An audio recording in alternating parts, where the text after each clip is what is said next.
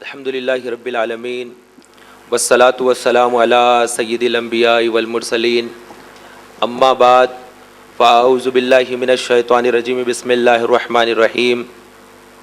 ورفعنا لک ذکرک صدق اللہ العلی العظیم۔ تاجدار رسالت شہنشاہ ماہ نبوت صلی اللہ علیہ وسلم کی عظمتوں کو سلام عرض کرنے آج تحریک اسلامی کے سنی مرکز پر ورفعنا لک ذکرک کے نام سے یہ احتجاجی جلسہ رکھا گیا ہے، اور اس کا مقصد یہی ہے کہ جو یورپ کے اندر چارلی ہیبڈو نامی کمپنی نے جو میگزین چھاپا اور اس میگزین میں نبی مکرم صلی اللہ علیہ وسلم کا خاکہ بنایا، چھبی بنائی، کارٹون بنائے، صفحے اول پر اس کو ڈالا اور اس کو 1 ملین چھاپ کر بانٹا ہے، لاکھوں کی تعداد میں اس کو چھاپ کر بانٹا ہے، اور یہ سراسر اسلام کے خلاف زبردست کارروائی یورپ نے ہمارے خلاف کی ہے۔ اور پھر مسلمانوں نے اس کا جو ریئیکشن لیا، ہر ایکشن کا ریئیکشن ہوتا ہے، جب ظالموں نے یہ عمل کیا، نصارہ نے یہ عمل کیا، عیسائیوں نے یہ کام کیا، تو مسلمان جو وہاں کے تھے وہ اس چارلی ہیبڈو کمپنی کے مالک اور جتنے افراد بیٹھے ہوئے تھے اس میٹنگ کے اندر تھے، اس میں داخل ہوئے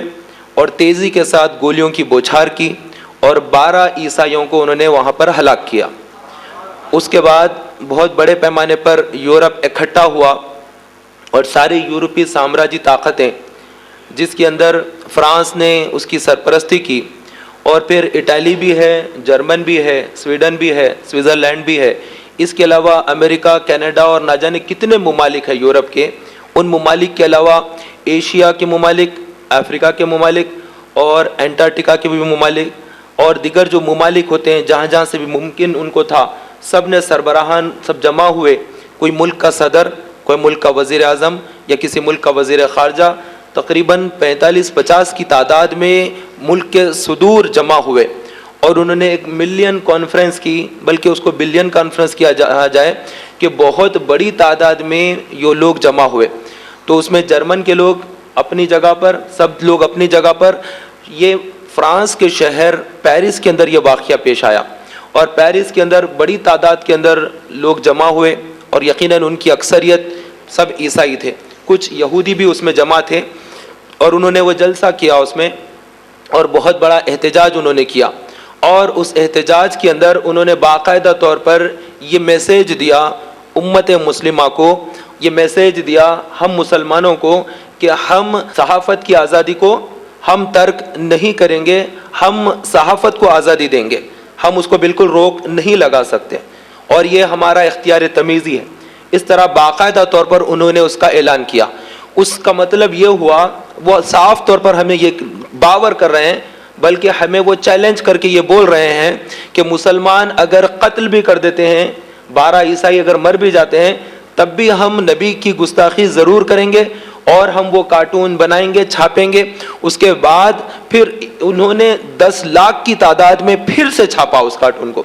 اور وہ کتاب چارلی ہیبڈو کمپنی کی جانب سے پھر جاری ہوئی، اور کئی ممالک میں انہوں نے بھیجا، اور پھر وہ اس کے اندر نبی کریم رؤوف الرحیم صلی اللہ علیہ وسلم کا خاکہ بنایا گیا ہے، سرکار دو عالم صلی اللہ علیہ وسلم کی چھبی مبارک کو بنایا گیا ہے، اور وہ چھبی مبارک بنا کر انہوں نے نام بھی رکھا، اور چارلی وغیرہ کا نام بھی رکھا، اور رکھ کر ایک مزاحیہ انداز میں اللہ کے رسول کو معاذ اللہ انہوں نے پیش کیا، اور یہ بہت بڑی گستاخی ہے، اور نبی کی شان میں سراسر توہین ہے، اور کسی بھی مذہب کی توہین کی کوئی اور مذہب اجازت نہیں دیتا، اور نہ اسلام کسی اور مذہب کا مذاق اڑانے کے لیے دیتا ہے، کہ حکم دیتا ہے۔ اگر تم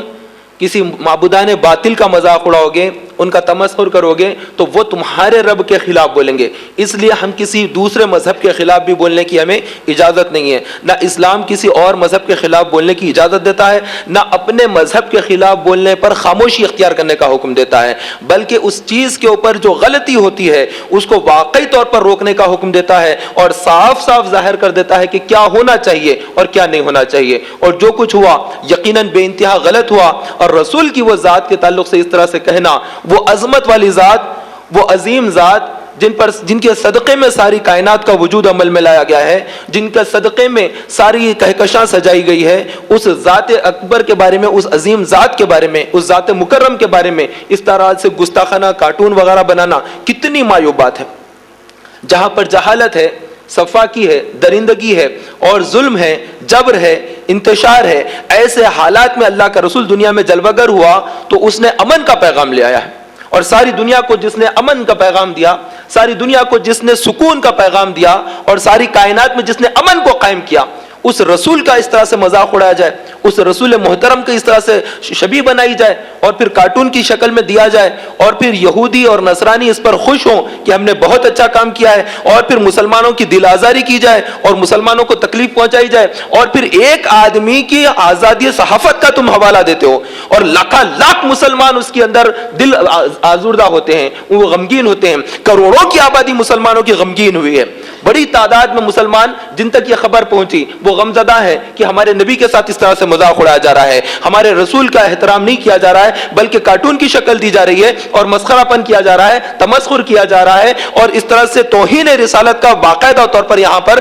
معاملہ پیش آیا ہے، اور رسول کی توہین کرنے والے کی سزا صرف قتل ہوتی ہے، اس کے لیے کوئی اور سزا نہیں۔ فتح مکہ ہے، اللہ کے رسول صلی اللہ علیہ وسلم شہر مکہ میں داخل ہو رہے ہیں، فتح کے ساتھ، شان کے ساتھ، عظمت اور شوکت کے ساتھ، اسلام کا جھنڈا بلند کیے ہوئے صحابہ مکہ مکرمہ میں داخل ہوئے، اور پھر وہ جو مشرکین مکہ ہے جنہوں نے اسلام کے خلاف کہا تھا، جنہوں نے وہاں پر جو بتوں کے آگے اپنے آپ کو پیش کیا تھا اور ایک اللہ کی عبادت کرنے کے لیے تیار نہ تھے، ان سب کو امان دی گئی ہے۔ وہ لوگ جو وہاں پر تھے ان سب کو کہا گیا کہ جو اللہ کے گھر میں داخل ہو جاتا ہے اس کو بھی چھوڑ دیا جائے گا، جو خاموشی کے ساتھ ہتھیار چھوڑ دیتا ہے، اور اس طرح سے ہوتا ہے، ہر ایک کو اس کے اندر بخش دیا جا رہا ہے۔ اللہ کے نبی اعلان فرما رہے ہیں، لیکن ایک شخص اس کے اندر ایسا بھی ہے جس نے رسول کی گستاخی کی ہے، اور جب صحابہ نے عرض کیا کہ یا رسول اللہ، ایک شخص جس نے آپ کی گستاخی کی ہے وہ بھی یہاں پر ہے، اور وہ کعبۃ اللہ کے پاس آ کر غلاف کے اندر چھپ گیا ہے، اللہ کے رسول نے حکم دیا کہ اس کو وہیں پر قتل کر دیا جائے، اس کے لیے بخشش نہیں، اس کے لیے معافی نہیں۔ معافی ہر ایک گناہ کی ہو سکتی ہے، بڑے سے بڑا گناہ کی ہو سکتی ہے۔ اللہ کی عبادت کو چھوڑ کر کسی اور کی عبادت کرتا ہے، کافر ہے، مشرک ہے اور جہنمی عمل کرتا ہے، اس کے لیے بھی اللہ چاہے تو اس کو پھر اسلام کی طرف لوٹا لیتا ہے، اور اس کے لیے معافی کا اس طرح کی آزادی ہے کہ کافر ہے تو اس کو بھی چھوڑ دیا جائے گا دنیاوی اعتبار پر، لیکن اگر نبی کا گستاخ ہے، اگر وہ کلمہ بھی پڑھتا ہے تو اس کو بھی نہیں چھوڑا جائے گا۔ کلمہ نہیں پڑھ کر یہودی ہوتا ہے یا نصرانی ہوتا ہے، وہ اگر رسول کی گستاخی کرتا ہے تو اس کو بھی معاف نہیں کیا جا سکتا، کسی کو اختیار ہے ہی نہیں، کسی کو اختیار نہیں ہے کہ معاف کرنا۔ جو گستاخ تھے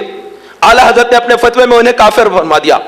اور دیگر علماء کے ذریعے وہاں پر ثابت کیا کہ انہوں نے گستاخیاں کی ہے، ان پر یہ فتویٰ جاری ہوتا ہے۔ یہ نبی کی محبت ہے، یہ ہم کو وہیں سے پیغام ملا ہے، رسول کی محبت اور اس محبت میں آگے بڑھنا، یہ پیغام رضا ہے، اور ہم نے یہی سیکھا ہے کہ نبی کے گستاخ سے نہ دوستی کی جا سکتی ہے، نہ ان کے خلاف میں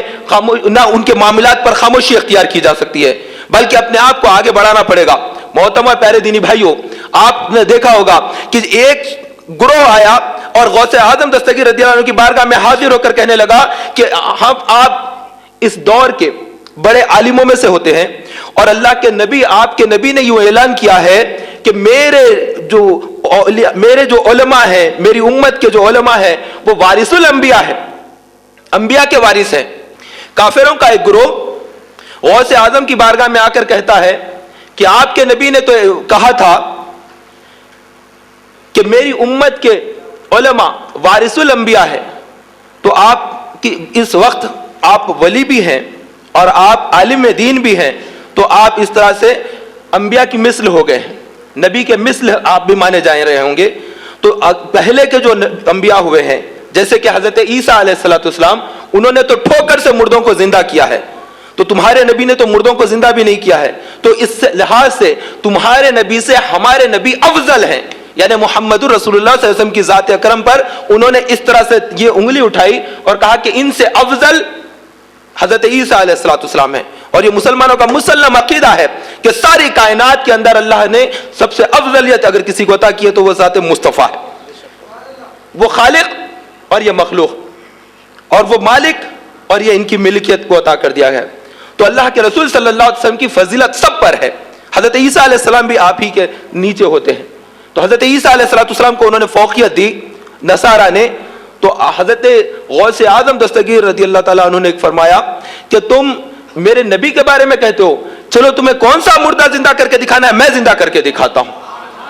غوث پاک کو وہ لوگ لے کر گئے ایک قبرستان, اور وہاں پر جانے کے بعد ایک قدیم قبر کی طرف اشارہ کیا جو کئی سال پرانی قبر تھی. اس کی طرف اشارہ کرتے ہوئے کہا کہ اس کو زندہ کر کے دکھائیے. آپ نے وہاں پر ٹھوکر ماری اور قم باذن اللہ کا نام لیا, اللہ کے نام سے اٹھ, تو وہ قبر میں سے مردہ اٹھ کر بیٹھ گیا.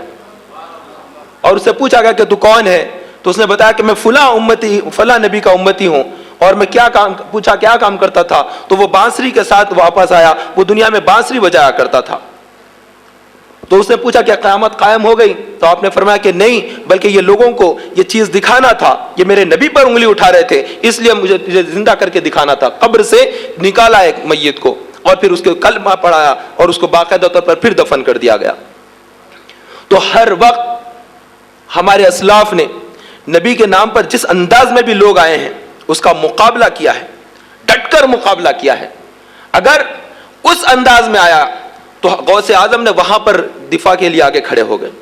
ہر موقع پر یہ طریقہ رہا ہے, یہ اسلاف کا طریقہ رہا ہے. سرکار دو عالم صلی اللہ علیہ وسلم میدان احد میں ہیں. جب احد میں اللہ کے رسول صلی اللہ علیہ وسلم ہے اور وہاں پر کافروں نے گھیر لیا اور چاہتے تھے کہ رسول کو قتل کر دیا جائے, وہ چاہتے تھے کہ اللہ کے نور کو بجھا دیا جائے, کافر چاہتے تھے کہ رسول کریم صلی اللہ علیہ وسلم کو معاذ اللہ شہید کر دیا جائے. اس وقت جب وہ چاہتے تھے حضرت سعد بن ابی وقاص رضی اللہ عنہ سامنے آ کر کھڑے ہو جاتے اور پھر وہاں سے دفاع کرتے اور پھر اس طرح سے کبھی بائیں آ جاتے کبھی دائیں آتے اور اس طرح سے تیر چلاتے, اور اللہ کے رسول صلی اللہ علیہ وسلم ارشاد فرماتے اے سعد تیر چلا, میرے بابا تجھ پر قربان.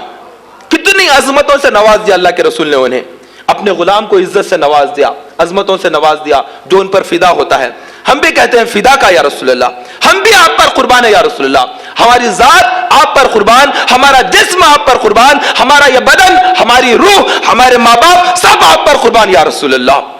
اللہ کے رسول سے بڑھ کر اور کیا ہے؟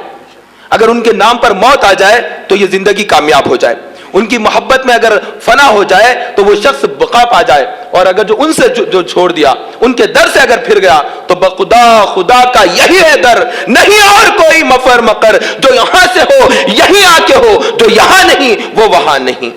اللہ کے رسول صلی اللہ علیہ وسلم کا در اگر چھوڑ دیا تو پھر کچھ بھی نہیں, اور اس ذات پر انگلی اٹھائے جائے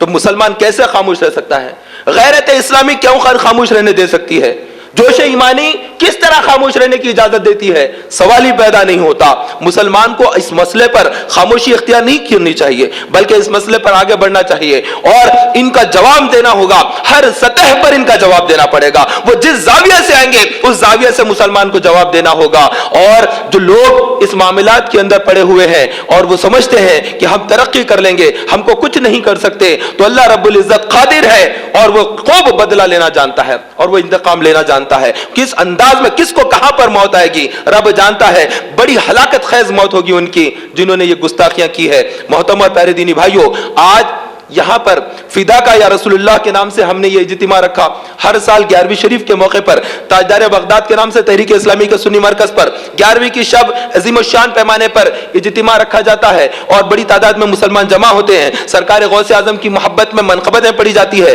اور نبی کریم صلی اللہ علیہ وسلم کی بارگاہ میں نعتیں پیش کی جاتی ہے, صلاۃ والسلام پیش کیا جاتا ہے. لیکن آج کا اس دن پر یہ رکھنے کا مقصد بھی یہی تھا کیونکہ حالات جو اطراف کے ہوئے ہیں اس سے مسلمان آگاہ ہو کہ کیا حالات چل رہے ہیں, زمانہ کیسے کیسے نئے طریقوں سے مسلمانوں کے خلاف کام کر رہا ہے, کتنے نئے انداز ہیں. ہر وقت اسلام پر حملہ ہوا ہے, مسلمانوں نے اس کا دفاع کیا ہے. جنگ بدر ہوئی, جنگ احد ہوئی, جنگ خندق ہوئی, جنگ یرموک ہوئی, کتنی جنگیں مسلمانوں نے لڑی ہے اور ہر وقت وہ نبی کی دشمنی میں آگے بڑھتے رہے. مسلمان آگے بڑھتے رہے اور اس کا ڈٹ کر مقابلہ کیا, اور وہ مسلمان اس وقت بھی نبی سے محبت کرتے اور آگے بڑھتے. اس وقت بھی مسلمان نبی سے محبت کرتے. اس وقت نبی کے آگے اگر کوئی آتا تو اس کا ہاتھ کاٹ دیا جاتا, اس کے پیر توڑ دیے جاتے, اس کی آنکھ پھوڑ دی جاتی تھی. آج بھی نبی کے دشمنوں کو ہم خاموش نہیں بیٹھیں گے, ان کے ساتھ یقیناً وہی معاملہ ہونا چاہیے جو ہمارے اسلاف نے کیا ہے. اگر انگلی اٹھتی ہے تو اس انگلی کو کاٹ دینا ہی بہتر ہے. جو نگاہ رسول کی طرف بدنیتی سے پھیلتی آگے بڑھتی ہے اس آنکھ کو پھوڑ دینا ہی سب سے بہتر ہے, تاکہ لوگوں کو سبق ملے, تاکہ لوگوں کو معلوم ہو. بہت زیادہ شیطانیت ہوتی، بہت زیادہ ظلم ہوتا، اور مسلمانوں کو انتشار کی کیفیت میں ڈالا جاتا، اور ان کے ذہنی